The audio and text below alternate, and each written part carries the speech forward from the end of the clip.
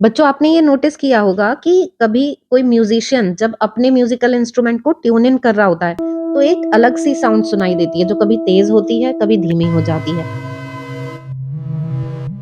और ये पीरियोडिकली होता है। फिजिक्स में इसको ही बीट्स कहते हैं। Welcome to Jyoti Sharma physics. यहाँ पर रटोगे नहीं समझोगे। Here we feel physics the simplest way. तो बच्चों आप समझ गए होंगे कि इस वीडियो में हम क्लास 11th फिजिक्स फटाफट रिवीजन सीरीज में चैप्टर वेव्स का लास्ट टॉपिक बीट्स कवर करने वाले हैं। अब ये बीट्स तब बनती हैं जब दो साउंड वेव्स जो एक ही डायरेक्शन में ट्रेवल कर रही हैं, जिनकी फ्रीक्वेंसीज में थोड़ा ही डिफरेंस है, सुपर इम्पोज होती हैं तो वो बीट्स बनाती हैं। जहां पर आवाज हमें तेज सुनाई देती है तो उस पॉइंट को हम वैक्सिंग कहते हैं, और जहां पर हमें ये आवाज धीमी सुनाई देती है, मिनिमम साउंड सुनाई देती है, उसे हम वैनिंग कहते हैं। तो एक बार हम इसके ये प्रॉपर नोट्स देख लेते हैं, फिर हम फॉर्मूला डिराइव कर लेंगे। Beats the periodic rise and fall, waxing and waning in intensity of sound. यहाँ पर हम ध्यान देंगे कि intensity of sound due to the superposition of the two sound wave slightly different in frequency travelling in same direction is called beats. अब ये beats use कहाँ होती हैं? जैसे कि अभी हमने बात की कि इस फिनोमिना से म्यूजिकल इंस्ट्रूमेंट को ट्यून इन किया जाता है, तो म्यूजिकल इंस्ट्रूमेंट को ट्यून इन करने में यूज होती हैं, और to determine the unknown frequency of tuning fork, किसी ट्यूनिंग फॉर की फ्रीक्वेंसी नहीं पता है तो अननोन फ्रीक्वेंसी भी फाइंड कर लेते हैं। अब हम इसका फॉर्मूला डिराइव कर लेंगे, लेकिन उससे पहले एक बार हम डायग्राम देख लेते हैं इसका। यहाँ पर देखिए कि एक वेव है ये 700 हर्ट्ज की, ये दूसरी वेव है 705 हर्ट्ज की। जब इन दोनों का सुपरपोजिशन होता है तो हमें इस तरह से ये बीट के लिए इस तरह का पैटर्न मिलता है हमें।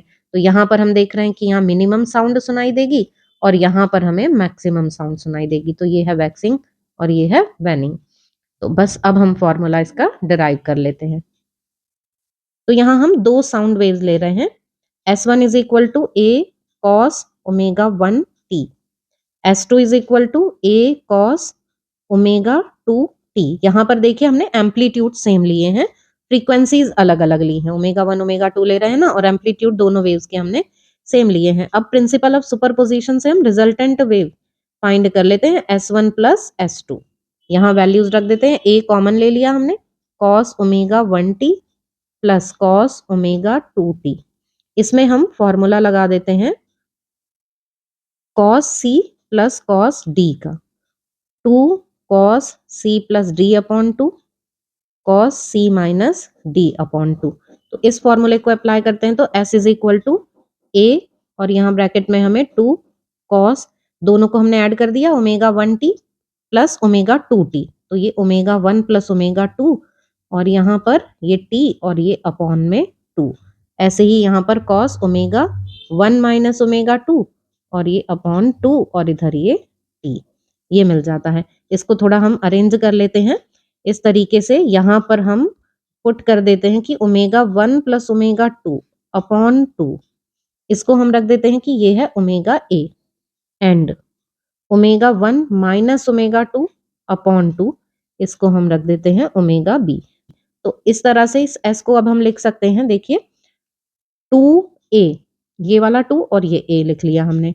अब cos omega 1 plus omega 2 upon 2 है, तो यहाँ हो गया ओमेगा ए टी, और ऐसे ही यहाँ पे आ गया ओमेगा बी टी। अब यहाँ पे हमें ये क्लियर है कि omega a is much greater than omega b, क्योंकि देखिए यहाँ ओमेगा ए में तो ओमेगा 1 और ओमेगा 2 ऐड हो रहे हैं, लगभग इक्वल फ्रीक्वेंसीज का सम लिया जा रहा है, और ओमेगा बी के लिए लगभग इक्वल फ्रीक्वेंसीज का डिफरेंस लिया जा रहा है। तो इसलिए डिफरेंस की वैल्यू बहुत छोटी आएगी ना।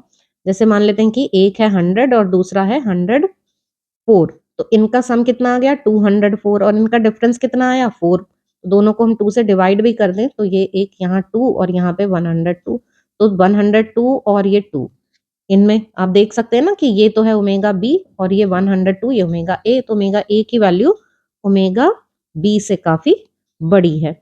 इसलिए हम इस इक्वेशन को इस तरह से लिख लेते हैं, S is equal to 2a cos omega b t cos omega a t. ठीक है, तो ये यहाँ इस रिजल्टेंट वेव का एम्पलीट्यूड बन गया। तो here amplitude of resultant wave A is equal to 2a cos omega b t. हम यहाँ पर ध्यान देंगे कि intensity of wave directly proportional होती है एम्पलीट्यूड के स्क्वायर के। तो एम्पलीट्यूड की एक साइकिल में इंटेंसिटी 2 बार मैक्सिमम होगी। कब मैक्सिमम होगी? एक बार ये +1 के लिए मैक्सिमम होगी और एक बार -1 के लिए होगी, और स्क्वायर दोनों का 1 ही हो जाएगा। तो इसलिए हम बीट फ्रीक्वेंसी जब निकालेंगे तो उसमें 2 की मल्टीप्लाई कर देंगे, क्योंकि 2 बार ये मैक्सिमम वैल्यूज मिलेंगी हमें। तो इंटेंसिटी की हमें 2 बार मैक्सिमम वैल्यू मिलेंगी, इसलिए हम बीट फ्रीक्वेंसी में 2 की मल्टीप्लाई कर देंगे। तो बीट फ्रीक्वेंसी तो beat frequency is equal to 2 omega b लेंगे हम। अब हम यहाँ पे ओमेगा बी की वैल्यू रख देते हैं, ओमेगा 1 माइनस ओमेगा 2 अपॉन 2। अब ये देख रहे हैं आप 2 से 2 कैंसिल हो गया, और ये beat frequency is equal to, तो omega beat is equal to omega 1, ये यहाँ ब्रैकेट लगाना चाहिए, ओमेगा 1 माइनस ओमेगा 2। अब यहाँ 2 pi nu beat is equal to 2 pi common आ जाएगा, न्यू 1 माइनस न्यू 2, 2 पाई से 2 पाई कैंसिल हो गया। तो इस तरह से जो न्यू बीट आ गई वो आ गई न्यू 1 माइनस न्यू 2। तो ये इस तरह से आता है बीट फ्रीक्वेंसी के लिए फॉर्मूला। डायग्राम से हमने देख ही लिया। अब यहाँ पर कुछ पॉइंट्स और हैं, ये एक बार हम और देख लेते हैं कि ये तो हो गया डेरिवेशन। अब यहाँ पर ये कुछ स्टार पॉइंट्स लिखे हुए हैं, उनको और देख लेते हैं हम। टाइम पीरियड ऑफ बीट्स, तो जब हमारे पास फ्रीक्वेंसी आ गई है तो टाइम पीरियड के लिए हम क्या करेंगे? 1 अपॉन फ्रीक्वेंसी। तो ये फार्मूला टाइम पीरियड के लिए आ जाएगा। Beats are produced only when the two sound waves have slightly different frequencies. तो ये भी हमने देख लिया कि फ्रीक्वेंसीज का डिफरेंस कम होना चाहिए, तो ये लगभग 10 हर्ट्ज से कम ही रहना चाहिए। The two waves have same और नियरली सेम एम्पलीट्यूड, हमने डेरिवेशन में इक्वल एम्पलीट्यूड लिया है।